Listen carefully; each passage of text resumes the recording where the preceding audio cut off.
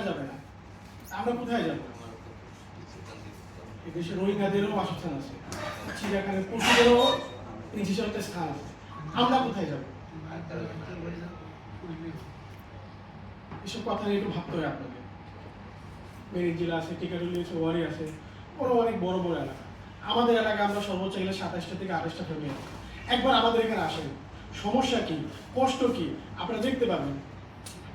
আমি এখনই বাসা থেকে আসছি, আমার 3টা দিকে এখানে আসার কথা ছিল, আসতে পারিনি। আমার ঘরের ভিতরে জল প্রবেশ করছে, সবগুলো বের করে বাচ্চাদেরকে আমার ওয়াইফকে আজকে সেভ রেখে তারপর আমার এখানে আসতে হচ্ছে। আপনারা সবই পাচ্ছেন, কিন্তু আমাদের এখানে গাবতলী একবার আসেন, সিটে বলে আসেন।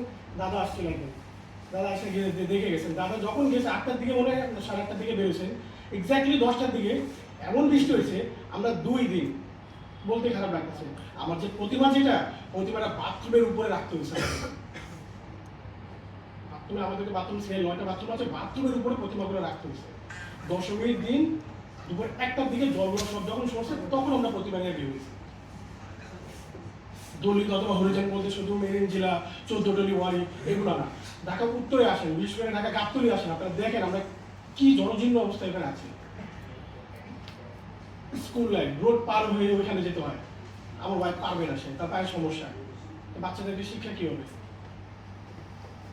এটা বলে আমরা শেষ করবো। দাদা নমস্কার। অভিজ্ঞতা বলি, 2012 সালে আমি রাজশাহী যাই আমার পরিবারকে নিয়ে। তখন আমি যখন স্টেশন থেকে নামছি হোটেল ভাড়া করার জন্য, তখন হোটেল ভাড়া আমার হয়ে গেছে। কিন্তু যখন আমি আমার ওইখানে আমাদের রাজশাহী হরিজন ভাইদেরকে দেখলাম, যখন ওনারা কোমরে কাপ বেঁধে চা নিয়ে দূরে বসে খাচ্ছে, কিন্তু একজন বান্দরওয়ালা যাচ্ছে দাঁড়াইয়া, যে কাপে ওনারা চা খাচ্ছে হোটেলে বসে, সেই কাপে বসে সেই বানরকে চা দেওয়া হয়েছে, কিন্তু আমাদের হরিজন সম্প্রদায় যে ভাইরা আছে তাদেরকে দেওয়া হয়নি। কি কারণে? আমরা যে পরিচ্ছন্ন কাজ করি, আমাদের এই একটা দোষ।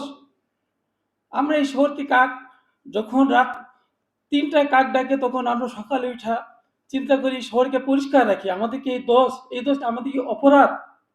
আমাদের যদি অপরাধ থেকে থাকে, তাহলে আপনারা আমাদেরকে একে, যেমন 1971 সালে যেভাবে আমাদেরকে নির্যাতন করা হয়েছিল, আপনারাও আমাদেরকে দেশ থেকে একে ডাইরেক্ট, আর কিছু না, গুলি করে মেরে দেন।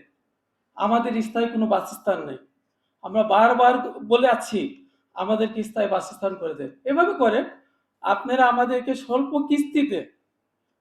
কিস্তিতে আপনারা, আমি অনুরোধ করব বর্তমান নাগরিক কমিটির কাছে এবং বিগত সরকারে, বর্তমান সরকার যদি এনাদের মাধ্যমে আমাদেরকে যদি করে দেয় যে স্বল্প আয়ে এর জন্য ফ্ল্যাটটা পায়, যেন থাকতে পারি আমরা। আমাদের ছেলে মেয়েকে এত কষ্ট করে আমরা পড়াশোনা করাই, যখন আমি দেখলাম ওই যখন ইন্টারভিউ দিতে গেল, ওনার ঠিকানা দেখছে কি মেরিন জেলা হরিজন সুইপার কলোনি, বাস রেখে দিয়ে বললো, তুমি তো মাস্টার্স পাস করেছো, তোমার করো, অসুবিধা নাই, তুমি নেক্সটে আসো, তোমার অফিস সহকারী পদে এখন পরীক্ষা না দেওয়াটা ভালো, তোমাদের পরিচ্ছন্ন কর্মী যখন হবে পরীক্ষা, তখন তোমরা ওইটাই দিও। তা আমরা আমাদের ছেলে মেয়েকে কি পড়ানো কি আমাদের অপরাধ? আমি সাংবাদিক ভাইদের কাছে অনুরোধ করছি, বর্তমান নাগরিক কমিটির কাছে অনুরোধ করব, আমাদেরকে একটা প্ল্যাটফর্ম যেন আপনারা তৈরি করে দেন। কারণ আমরা হরিজন দলিত গোষ্ঠী, আমরা কতদিন এই নির্যাতনের শিকার হব?